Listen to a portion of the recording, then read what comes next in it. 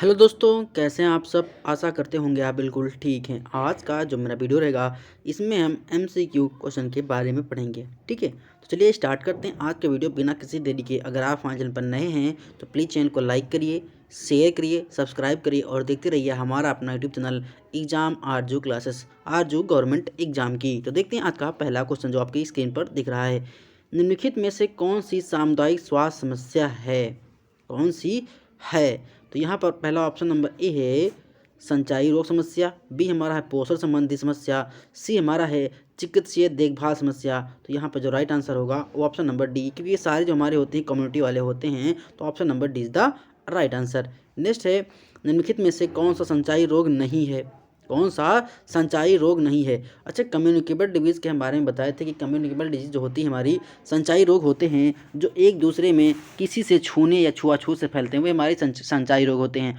और असंचारी रोग यानी कि नॉन कम्युनिकेबल डिजीज़ जो हमारी होती हैं वो एक दूसरे से छूने से फैलती नहीं है। जैसे मैंने बताया था कि मधुमेह हो गया, कैंसर हो गया, ठीक है, पीलिया हो गया, ये सारे हमारे क्या होते हैं, असंचारी रोग होते हैं, यानी कि नॉन कम्युनिकेबल डिजीज़ होती हैं। लेकिन यहाँ पर पूछा है नहीं है, तो यहाँ हमारा जो क्षय रोग होता है ये भी होता है, एड्स होता है, कुट्स होता है, ये हमारे सारे क्या होते हैं, ये संचारी रोग होते हैं। लेकिन नहीं पूछा है, तो पीलिया हमारा जो हो जाएगा option number C is the right answer. Next है वातावरण की स्वच्छता समस्या के अंतर्गत किससे स्वास्थ्य समस्याएं उत्पन्न होती हैं। वातावरण की स्वच्छता समस्या के अंतर्गत किससे स्वास्थ्य समस्याएं उत्पन्न होती हैं। वातावरण की तो यहाँ पर जो राइट आंसर होगा, देखो वायु प्रदूषण से हमारा होता है, जल प्रदूषण से भी हमारा क्या होता है, स्वास्थ्य प्रभाव पड़ता है, ध्वनि प्रदूषण से हमारा क्या होता है, स्वास्थ्य पर प्रतिकूल प्रभाव पड़ता है। तो यहाँ पर जो राइट आंसर होगा option number D is the right answer. अत्यधिक शहर में देखिए कितना शोर शराबा रहता है। जल प्रदूषण ये भी नुकसान करता है भाई हमारे शरीर को। अगर कोई गंदा पानी हम दूषित लेंगे तो हमको क्या हो जाएगा, हैजा हो जाएगा। हैजा क्या है, एक जल जनित रोग है, कभी कभी एग्जाम में क्वेश्चन पूछा भी जाता है। नेक्स्ट बात करेंगे पोषण संबंधी समस्या के अंतर्गत कौन सा रोग उत्पन्न होता है। पोषण संबंधी अच्छा ये समझ लीजिए, पोषण संबंधी यहाँ पर कुछ लोग कहेंगे सर क्वाशरियोरकर या मरासमस होता तो आंसर सही होता। मैं बता दूं पोषण में क्या होता है, पोषण मतलब भोजन। भोजन में क्या होता है, प्रोटीन भी होता है, विटामिन भी होता है, आयोडीन भी होता है, खनिज भी होता है, लवण भी होता है। तो ये हमारे क्या होते हैं, पोषण में होते हैं, यानी कि न्यूट्रिशंस में से आपको चीज़ देखने को मिलती हैं। तो यहाँ पर रोग उत्पन्न होता है भाई, अगर सही से क्या आपके भोजन नहीं लेंगे तो आपके अंदर सूखा रोग हो जाएगा, फैट नहीं जमने पाएगी। दूसरा है क्या है, अगर आप विटामिन जो हमारा आयोडीन जो है, आयोडीन अच्छी मात्रा में इंटेक नहीं करेंगे तो आपका घेंघा रोग हो जाएगा। नेक्स्ट हमारा क्वाशरियोरकर या मरासमस, जिससे क्या होता है कभी कभी अगर आप प्रोटीन उच्च मात्रा में नहीं ले रहे होंगे तो वहाँ पर भी आपको क्या है, क्वाशरियोरकर देखने को मिलेगा। तो ये सब हमारे जो बीमारियाँ लिखी हुई हैं ये सब हमारी पोषक तत्वों की कमी से होती हैं। तो यहाँ पर right answer option number D हमारा करेक्ट हो जाएगा। नेक्स्ट है निम्नलिखित में से कौन सी ग्रामीण समस्या नहीं है, कौन सी नहीं है। देखो अशिक्षा क्या होती है, एक समस्या होती है। संचार व परिवहन क्या होता है, वो भी वही होता है। गांव दूर दराज में क्या होता है भाई, सब कहीं तो बसें चलती नहीं हैं, सब कहीं जो परिवहन है वो अच्छा होता नहीं है, तो ये भी क्या है, समस्या है। राजनीतिक और औद्योगिक स्थिरता ये नहीं होती है। जनसंख्या और बेरोजगारी बिल्कुल बात सही है, गाँव में क्या है, बेरोजगारी है। तो ये ऑप्शन नंबर यहाँ पर तीनों सही हैं, लेकिन नहीं पूछा है, तो यहाँ पर ऑप्शन नंबर सी हमारा सही हो जाएगा। Option number C is the right answer. Next है शहरी समस्या में क्या शामिल है। शहरी समस्या में क्या शामिल है भाई, शहर में क्या होती है, वहाँ भी बेरोजगारी होती है, भिक्षावृत्ति भीख मांगने वाला। आपने देखा होगा कि जो चले जाइए कहीं बड़े सिटी में तो वहाँ पे देखिएगा लोग चौराहे पे छोटे छोटे बच्चे होती हैं, महिलाएं होती हैं, जो क्या होती है आपके पैर पकड़ने के लिए पैसा दीजिए पैसा दीजिए। ये सभी लोग ऑब्जर्व किए हैं, वो क्या वहाँ भी ये समस्या होती है। सड़क दुर्घटनाएं होती हैं शहर में, क्या है शहर में भाई सड़क दुर्घटनाएं भी होती हैं। तो ऑप्शन नंबर डी हमारा करेक्ट हो जाएगा। नेक्स्ट है विश्व पोलियो दिवस कब मनाया जाता है। ऑप्शन नंबर यहाँ पर देखिए, ए है 28 फरवरी, बी है 5 मार्च, सी हमारा 7 अप्रैल एंड डी हमारा है 24 अक्टूबर। तो इस क्वेश्चन का आंसर आप कमेंट बॉक्स में बताइएगा कि इस विश्व पोलियो दिवस कब मनाता है। और मैं बता दूं कि डब्ल्यू एच ओ ने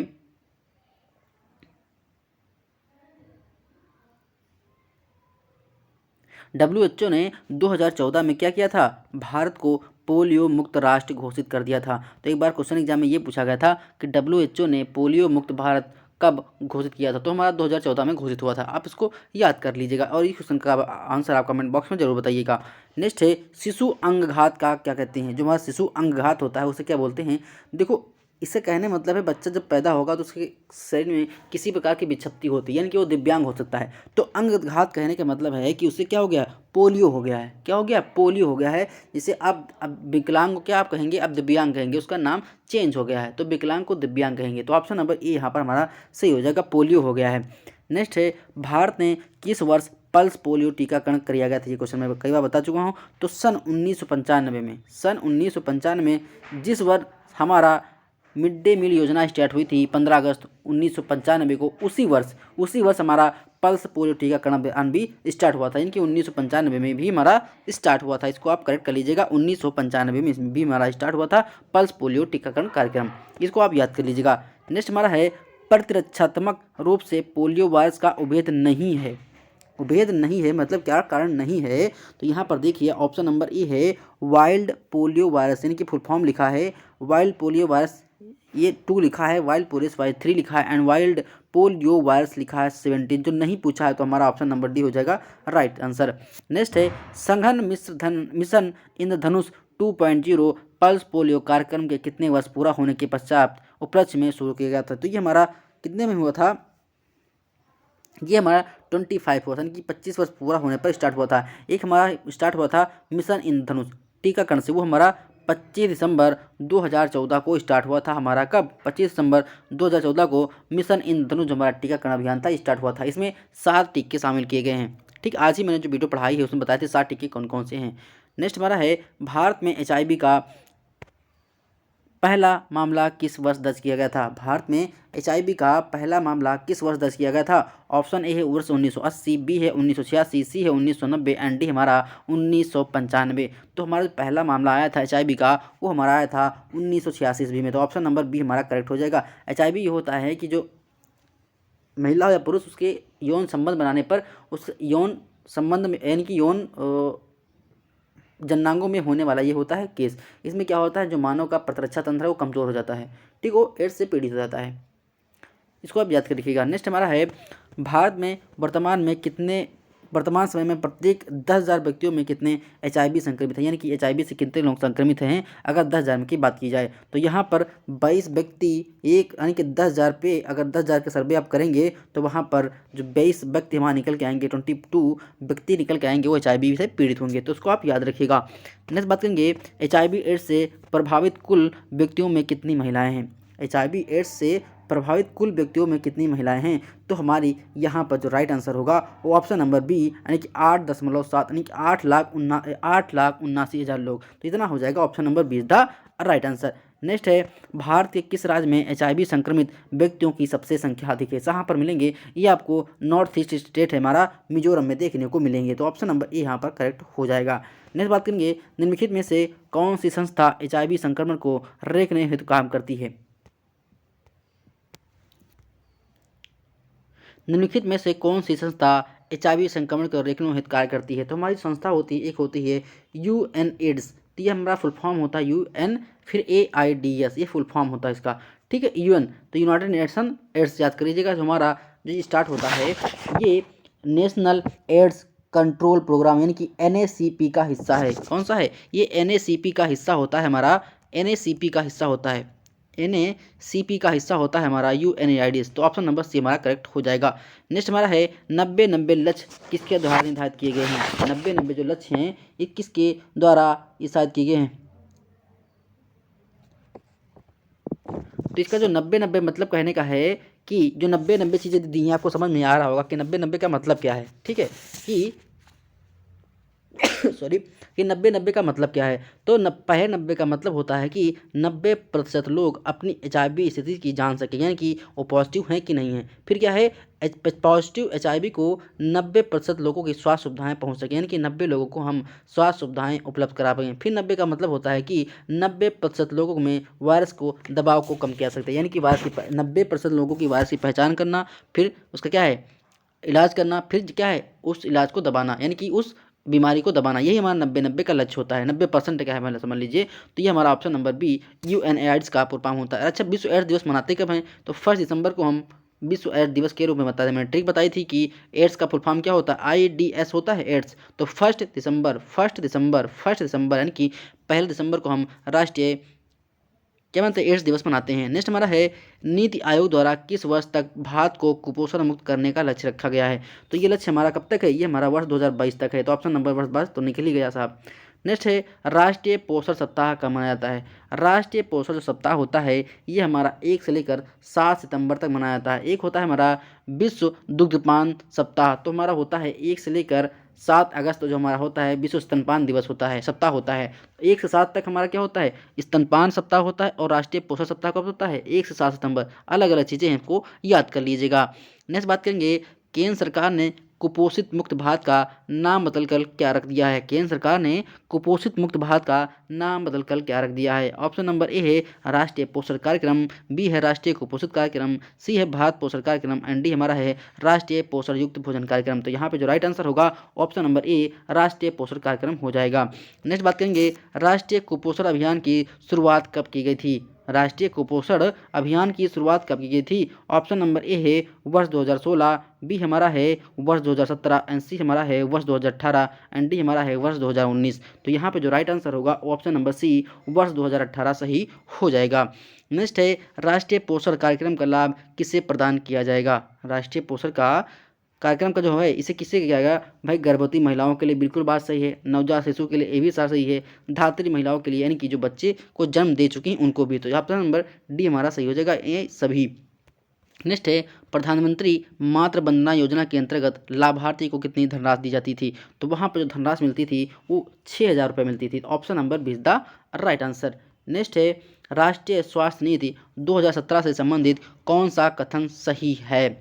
देखिए क्या है, इस नीति के अंतर्गत अग्रिम 5 वर्षों में सकल घरेलू उत्पाद यानी कि जीडीपी का 25% जनसंख्या पर व्यय किया जाएगा। ये भी बात सही है। ये स्वास्थ्य नीति 2017 की बात कर रहा है। इस नीति के अंतर्गत प्राथमिक स्वास्थ्य देखभाल को प्राथमिकता देने के लिए साथ साथ सार्वजनिक अस्पतालों में निःशुल्क दवाएं उपलब्ध कराई जाएंगी। ये भी बात सही है। इस नीति के अंतर्गत केंद्र सरकार ने वर्ष 2017 तक काला जार तथा फाइलेरिया, वर्ष 2018 तक कुछ रोग, 2020 तक खसरा और वर्ष 2025 तक तपेदिक का उन्मूलन का लक्ष्य रखा था। ये भी बात सही है। तो ऑप्शन नंबर डी हमारा सही हो जाएगा। आप इसमें लिख लीजिए कि जो खसरा का 25 तक टीबी का था, ठीक, 17 तक कालाजार का था, 18 तक फाइलेरिया का था और कुछ रोग का 2022 तक था। जितने भी लिखे हैं आप इसको लिख लीजिए अलग से। नेक्स्ट है नई नीति के अनुसार किस वर्ष तक दृष्टिहीनता की व्यापकता घटाने और उसको रोगियों की वर्तमान स्तर को घटाकर 1/3 का करने का प्रस्ताव दिया है। तो ये हमारा कब होगा, ऑप्शन नंबर बी वर्ष 2025 तक रखा गया है प्रस्ताव। नेक्स्ट बात करेंगे राष्ट्रीय ग्रामीण स्वास्थ्य मिशन कब प्रारंभ किया गया था, यानी कि NRHM हमारा कब स्टार्ट हुआ था। नेशनल रूरल हेल्थ मिशन 2005 में स्टार्ट हुआ था। और हमारा शहर वाला कब स्टार्ट हुआ था, शहर वाला हमारा 2013 में स्टार्ट हुआ था। यानी कि जहाँ पर ग्रामीण लिखा है यहाँ पर शहर हो जाएगा, तो आपका 2013 आंसर हो जाएगा। नेक्स्ट है राष्ट्रीय कुष्ठ रोग निवारण कार्यक्रम किस वर्ष लागू किया गया था। जो कुष्ठ रोग है ये हमारा 1955 में लागू हुआ था। तो option number B is the right answer. Next है राष्ट्रीय कुष्ठ रोग नियंत्रण कार्यक्रम को किस वर्ष राष्ट्रीय कुष्ठ उन्मूलन कार्यक्रम नाम बदल कर रखा गया था। कब रखा गया था, ये हमारा 1983 यानी ऑप्शन नंबर सी हमारा सही हो जाएगा। नेक्स्ट बात करेंगे राष्ट्र के लिए कौन सा रोग कलंक है। राष्ट्र के लिए कौन सा रोग कलंक है, मलेरिया, कुष्ठ रोग, BC हैजा एंड डी हमारा कैंसर। तो जो हमारा कुष्ठ रोग होता है ये कलंक होता है। Option number B is the right answer. देखो क्वेश्चन कैसे घुमा के पूछ रहा है। नेक्स्ट है कुष्ठ रोग निवारण दिवस कब मनाया जाता है। तो जो कुष्ठ रोग निवारण दिवस होता है ये हमारा 30 जनवरी को मनाया जाता है। कब, 30 जनवरी को मनाया जाता है। तो ऑप्शन नंबर यहाँ पर ए हमारा करेक्ट हो जाएगा। नेक्स्ट बात करेंगे निम्नलिखित में से कौन सा राष्ट्रीय स्वास्थ्य मिशन का लक्ष्य नहीं है। क्वेश्चन को पूरा पढ़ना है। ऑप्शन नंबर ए है मातृ मृत्यु दर यानी कि मैटरनल मोर्टेलिटी रेट को 1000 में से 1 कर लाना। तो ये भी सही था हमारा। शिशु मृत्यु दर यानी कि इन्फेंट मोर्टेलिटी रेट IMR को 25 जो हमारा 1000 पर था, इसको भी सही था। कुल प्रजनन दर TFR टोटल फर्टिलिटी रेट को कम करके 2.1% पर लाना था, ये भी बात सही थी। मलेरिया के वार्षिक मामलों को इसको क्या लिखा है, लेस देन, ये हमारा नहीं था। तो option number D is the right answer. Next है पोषण अभियान के अंतर्गत एनीमिया मुक्त भारत अभियान किस वर्ष शुरू किया गया था। एनीमिया मुक्त भारत यानी कि AMB ये हमारा कब स्टार्ट हुआ था, ये हमारा 2000 कब हुआ था। ऑप्शन नंबर ए है 2016, बी है 2017, सी है 2018 एंड डी हमारा 2019। तो ये हमारा 2018 में स्टार्ट हुआ था। तो ऑप्शन नंबर सी हमारा करेक्ट हो जाएगा। नेक्स्ट है हेल्थ इंडिया की रिपोर्ट के अनुसार भारत में 5 में से कितने बच्चे अपना टीकाकरण कार्यक्रम पूरा नहीं करते? ये गलत बात है भाई साहब। कितना नहीं करते? तो 2 हमारे नहीं करते। 5 में से कितने बच्चे अपना टीकाकरण पूरा ही करते ही नहीं? देखो साहब, 5 बच्चे में से सर्वे किया गया है तो उसमें 3 बच्चे जो होते हैं अपने पूरा टीका लगाते हैं, लेकिन 2 बच्चे जो होते हैं वो अपना पूरा टीकाकरण नहीं लगवा पाते। तो ऑप्शन नंबर सी हमारा यहाँ करेक्ट हो जाएगा। नेक्स्ट है, भारत में 5 वर्ष से कम आयु के कितने बच्चे पूरी तरह से प्रतिरक्षित हैं? कितनी से? तो यहाँ पर जो राइट आंसर होगा ऑप्शन नंबर है 33%, बी है 40%, सी है 50.9% एंड डी हमारा है 59.2%। तो यहाँ पर जो राइट आंसर होगा ऑप्शन नंबर डी 59.2% हो जाएगा। नेक्स्ट बात करेंगे, पूर्ण टीकाकरण का अर्थ क्या होता है? पूरा टीकाकरण का अर्थ क्या होता है? 8 टीकों की खुराक का एक समूह जिसे एक बच्चा अपने जीवन के प्रथम वर्ष में प्राप्त करता है। यानी कि बच्चा जब पहले 1 साल का होता है तो उसे 8 टीके लगते हैं साहब। कितने? 8 टीके। तो यहाँ पर ऑप्शन नंबर ए हमारा करेक्ट हो जाएगा। नेक्स्ट है, हेल्थ इन इंडिया रिपोर्ट के अनुसार देश में कुल कितने प्रतिशत बच्चों को कम से कम 8 टीके की खुराक प्राप्त हुई है? कितने परसेंट की? ऑप्शन नंबर है 50%, बी है 60%, सी है 75% एंड डी हमारा है 97%। तो ऑप्शन नंबर डी हो जाएगा 97%। नेक्स्ट बात करेंगे, निम्नलिखित में से किस राज्य ने पूर्ण टीकाकरण के मामलों में शीर्ष स्थान प्राप्त किया है? टीकाकरण के मामले में शीर्ष स्थान प्राप्त किया है, यानी कि सबसे ज़्यादा टीकाकरण कहाँ पर हुआ है? Option number A Manipur, B है उत्तराखंड, सी है त्रिपुरा एंड डी हमारा आंध्र प्रदेश। तो यहाँ पर जो राइट आंसर होगा ऑप्शन नंबर ए मणिपुर हो जाएगा। क्या हो जाएगा? ऑप्शन नंबर ए मणिपुर हो जाएगा। नेक्स्ट बात करेंगे, पूर्ण टीकाकरण के मामले में किस राज्य का प्रदर्शन सबसे निराशाजनक रहा? यानी कि कहाँ पर लोग क्या करते हैं? टीकाकरण अपना नहीं करवाते हैं। तो देखिए, ना से निराशा और नागा से नागालैंड। आप याद रखिएगा, यहाँ की जो हमारी संख्या थी वो घटने के बजाय बढ़ने के बजाय घट गई थी। यही हमारा एक प्रदेश था नागालैंड। नागालैंड मतलब निगेटिव, निगेटिव नागालैंड, निराशाजनक, ऐसे याद रखिएगा। नेक्स्ट है, भारत में टीकाकरण का क्रम सर्वप्रथम किस वर्ष प्रारंभ किया गया था? किस वर्ष? ये हमारा 1978 में स्टार्ट हुआ था। तो option number C is the right answer. जिन लोगों को पीडीएफ चाहिए तो वीडियो के डिस्क्रिप्शन बॉक्स में टेलीग्राम चैनल की लिंक है, आप उस पर क्लिक करके हमारे टेलीग्राम चैनल जुड़ जाएंगे और वहाँ पर आपको पीडीएफ मिल जाएगी। पीडीएफ को आप डाउनलोड करके प्रिंट आउट करके भी पढ़ सकते हैं। नेक्स्ट है, मिशन इंद्रधनुष वर्ष किस क्रम? सभी को पता है, option number be the right answer हो जाएगा। नेक्स्ट है, मिशन इंद्रधनुष में शामिल है, अब देखो आएगा मजा। मिशन इंद्रधनुष में कितने टीके शामिल थे? मिशन इंद्रधनुष में 7 टीके शामिल थे। तपेदिक का टीका, हेपेटाइटिस बी का टीका, खसरा का टीका और 4 टीके आपके और थे। आज मैं जो वीडियो पढ़ाया हूँ उसमें 4 टीके के नाम बताया हूँ। नेक्स्ट हमारा है, जननी सुरक्षा योजना कब स्टार्ट हुई थी? तो जननी सुरक्षा अपनी योजना जो JSY है, यानी कि जननी सुरक्षा योजना, ये हमारी 2005 में स्टार्ट हुई थी। और इसका मतलब क्या था? इसमें मतलब था कि जो महिला का प्रसव होगा वो वेल सर्टिफाइड हॉस्पिटल में होगा, यानी कि संस्थागत प्रसव होगा, कहीं झोला ठाप डॉक्टर के वहाँ नहीं होगा। यही इस क्या होगा, जब महिला का जन्म हो, जब महिला का प्रसव होगा वो वेल सर्टिफाइड हॉस्पिटल में होगा या संस्थागत प्रसव होगा, यानी कि कहीं पर आप छोरा छाप जो डॉक्टर होते हैं उनसे नहीं करवाएंगे। ठीक है, इसमें क्या था? महिलाओं के सुरक्षा और स्वास्थ्य की बात की थी, साथ ही बच्चे के स्वास्थ्य और सुरक्षा की बात की गई थी। नेक्स्ट हमारा है, स्वास्थ्य और परिवार कल्याण मंत्रालय द्वारा 7 जनवरी 2014 को किस आयु वर्ग के किशोरों के लिए एक राष्ट्रीय किशोर स्वास्थ्य कार्यक्रम को स्टार्ट किया गया था? तो ये हमारी जो थे वो हमारी कब स्टार्ट किए थे?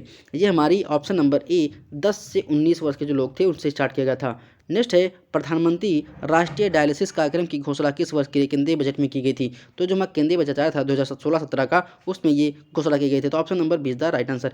ये आशा करते हैं आपको वीडियो पसंद आया होगा, तो प्लीज़ वीडियो को लाइक करिए, शेयर करिए, सब्सक्राइब करिए और देखते रहिए हमारा अपना यूट्यूब चैनल एग्जाम आरजू क्लासेस। मिलते हैं नेक्स्ट वीडियो में। धन्यवाद, शुक्रिया, आपका दिन शुभ हो, मंगलमय हो।